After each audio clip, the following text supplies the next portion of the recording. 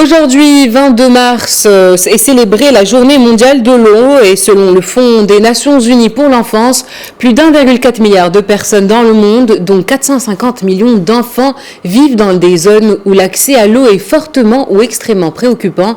Et pour en parler, nous sommes avec Abdrahim Qsiri, président de l'Association des enseignants des sciences de la vie et de la terre au Maroc. Bonjour monsieur. Bonjour.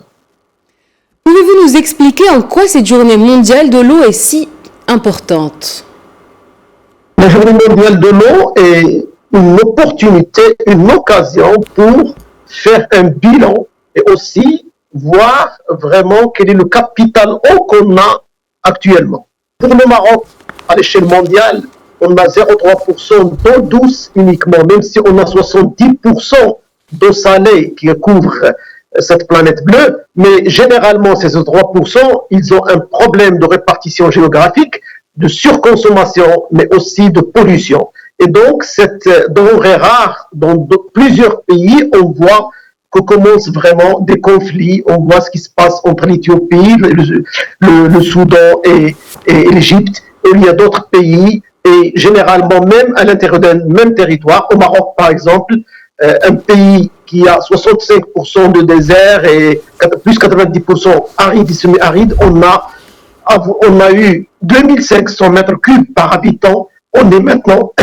à environ 600 mètres cubes par habitant, et à cause des changements climatiques, cette diminution se poursuit avec un dérèglement des saisons, mais aussi avec des précipitations parfois qui viennent dans des durées limitées, et qui provoque des inondations, on a vu dans certaines villes, et tout ça parce qu'on n'a pas vraiment des mécanismes de valorisation de l'eau. Et c'est le slogan de la Journée mondiale des Nations Unies, il faut valoriser l'eau qu'on a, aussi peu soit-elle, il faut absolument utiliser les savoirs ancestrales. Le Maroc, il est très riche, grâce aux tarat, grâce aux oasis, on a une culture de gestion de l'eau, mais malheureusement, cette culture et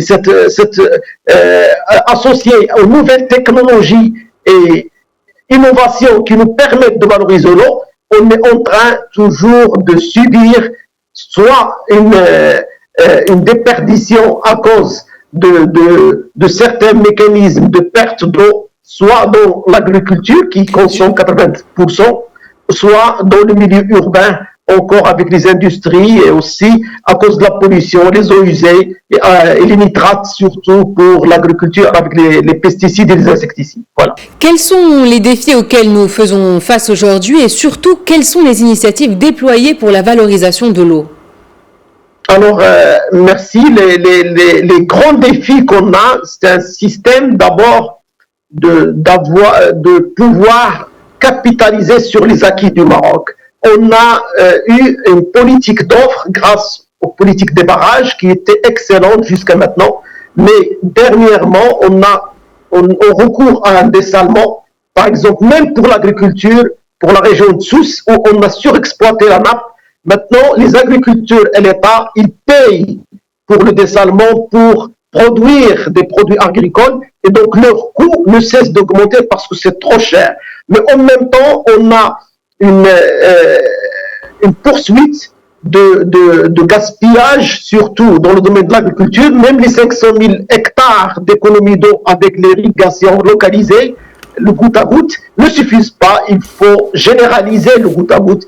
Il y a aussi la nappe phréatique qui subit vraiment au plein fouet des puits qui sont légaux et d'autres qui sont illégaux. Et les ABH avec les ressources humaines qui sont limitées, avec le pouvoir limité de la police de l'eau, ils n'arrivent pas vraiment à respecter ce qu'on appelle la nappe, le contrat de nappe. Il y a aussi la pollution par l'agriculture qu'il faut absolument revoir. Et c'est pourquoi nous, on a, lors de cette journée, l'ASVT avec l'ensemble des partenaires, Fondation, l'IDEC, l'AREF, les académies, le ministère de l'eau, on a aussi l'APH, tous les partenaires, on a travaillé aussi avec d'autres associations. Tous ces partenaires-là, ils sont vraiment demandeurs d'un système de mutualisation des efforts, parce qu'il y a beaucoup d'efforts, mais qui ne sont pas convergents. C'est pourquoi nous, on demande dans le projet MS3C qu'on a fait avec le Fonds mondial pour la nature, qu'il faut absolument, avec les 16 associations, il faut absolument des observatoires régionaux pour le suivi de la qualité de l'eau et aussi pour préparer des mécanismes d'intervention aussi bien sur le volet technique, réglementaire, mais aussi communication et éducation. Et là, ce sera très important parce que on voit dans nos infos, et surtout pour l'info, le journal météo, on voit toujours les précipitations, la température. Nous, on a besoin d'autres choses. D'autres pays, ils ont ajouté ce qu'on appelle la qualité de l'air pour certaines grandes villes. Nous, on a besoin de chaque territoire que les gens connaissent. Quel est l'état de la ressource? Quel est le niveau de la nappe phréatique? Quel est le niveau de la qualité de ces ressources?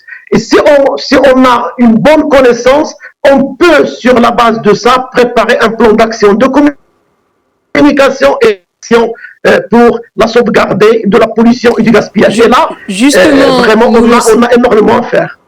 Justement, nous le savons, le Maroc est en stress hydrique. Quels sont, selon vous, les moyens à mettre en œuvre pour faire face à ce fléau? Oui, je crois que l'un des moyens, c'est d'abord, on a un capital, aussi limité soit-il, il subit les changements climatiques, il faut d'abord valider rapidement le plan d'adaptation. Il faut s'adapter à la rareté de l'eau, il faut s'adapter à la fluctuation de l'eau. Et donc là, on a un plan d'adaptation qui n'est pas encore validé, il faut le valider. Il faut développer beaucoup de projets.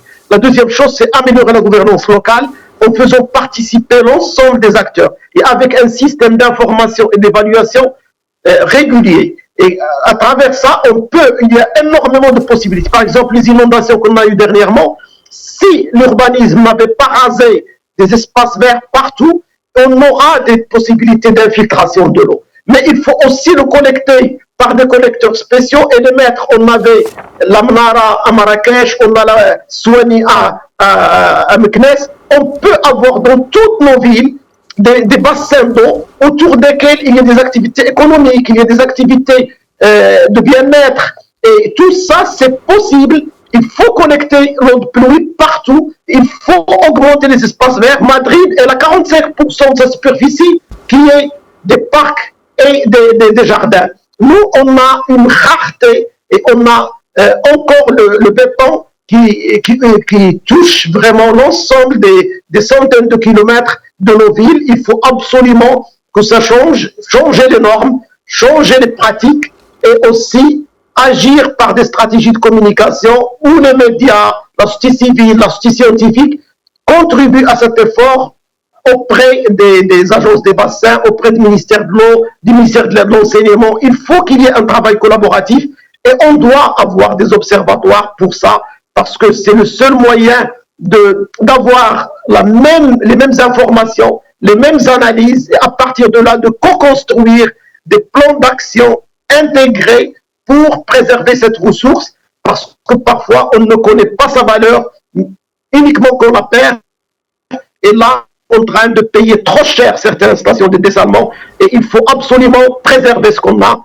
et inverser la tendance qu'on a, faire sortir le plan national de l'eau et aussi suivre les orientations royales qui nous dirigent vers une priorisation de tous les projets avec les études d'évaluation et les études d'impact qui nous permet de ne plus faire des projets pollueurs, des projets gaspilleurs. Il faut absolument revoir notre système de fonctionnement. Merci, professeur, pour ces éclairages. Je rappelle que vous êtes Monsieur Abdrahim Qsiri, président de l'Association des enseignants des sciences de la vie et de la terre au Maroc.